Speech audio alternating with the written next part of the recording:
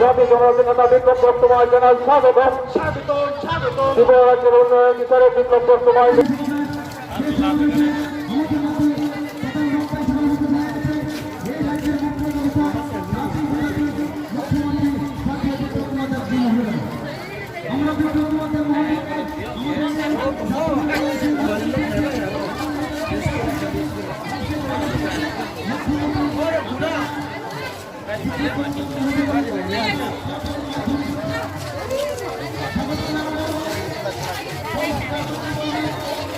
সকলের সৌভাগ্য এই এলাকারে মেন ভারতীয় জনতা পার্টির প্রদেশ মহিলা মোর্চার সভা নেত্রী ঝর্ণা দেববর্মা মহোদয়া এবং উপস্থিত রয়েছেন ভারতীয় জনতা পার্টির গোমতী 50 লাখের কম আবাদি রয়েছে, 10 লাখের নিচে আবাদি রয়েছে এবং 50 লাখের নিচে যে শহর প্রান্তগুলি রয়েছে তার মধ্যে ত্রিপুরা কত নম্বরে এসছে?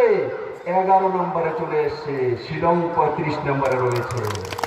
আগরতলা 11 নম্বরে চলে এসছে।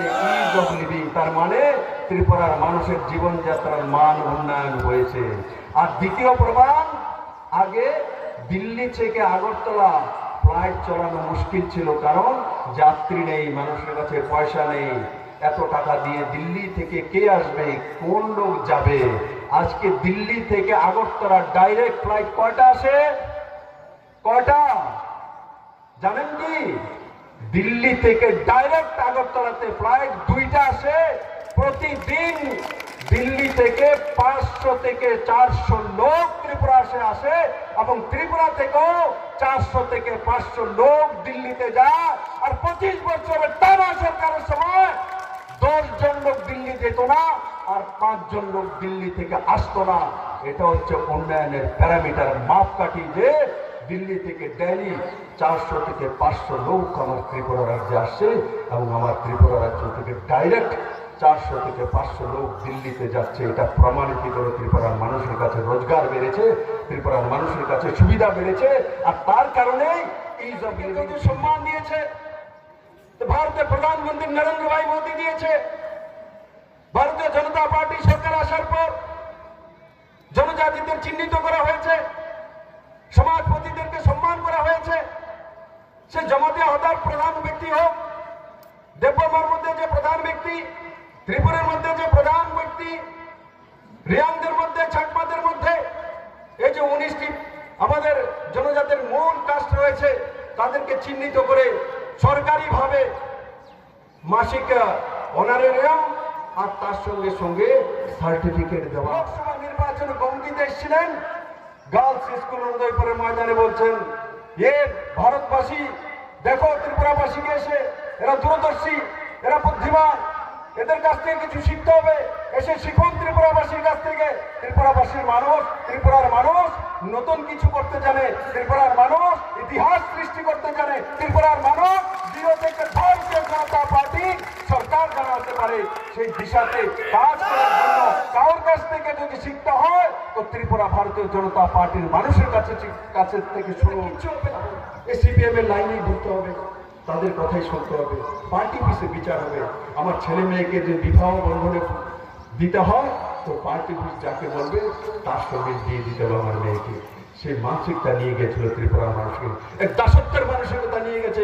আজকে ত্রিপুরার মানুষ স্বাধীনভাবে নিজের মেয়েকে বিয়ে দিতে পারে, নিজের ছেলের পড়ার ব্যবস্থা করতে পারে, নিজের কর্ম করতে পারে, নিজের স্বাধীনভাবে নিজের মত প্রকাশ করতে পারে।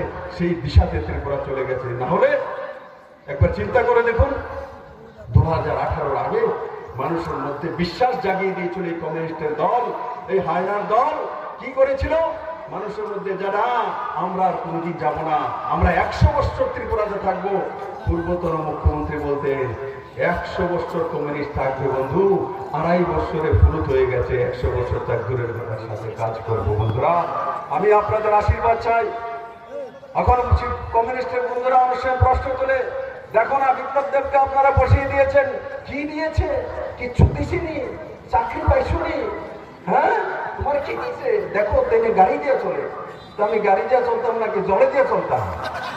হ্যাঁ, তবু জলে দিয়ে চলারও ব্যবস্থা করছি, জলে দিয়ে চলারও ব্যবস্থা করেছে এই সরকার।